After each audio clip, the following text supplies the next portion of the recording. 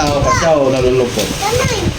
Habang dumating ang araw, nakikita yung mukha niya, nalulungkot hanggang sa mamatay siya. Pero may tao rito sa Biblia, ang pangalan si Pablo, kasi namatay. At sinasabi pa niya yung kamatayan ay pakinabang. Parang hindi tayo maniniwala sa kamatayan, pakinabang. Bakit ka? Ako ba kaya mamatay? Magkano ka ba ako ngayon? Tapos maglilibilin sa'yo. Tapos maghahanda ka pa. Di ba mahal mamatay? Sabi nga, mas mahal kang mamatay kaysa mabuhay tayo.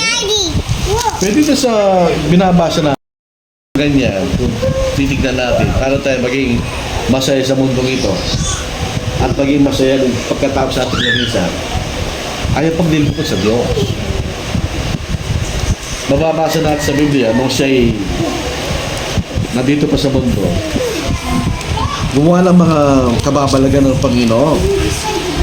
Dito sa John chapter 6, libo-libo yung mga tao. Hindi mo nagkakawali, 4,000 yung mga tao. Ilang pirasong tinapay, ilang pirasong isda, pinakain niya yung 4,000, may sobra.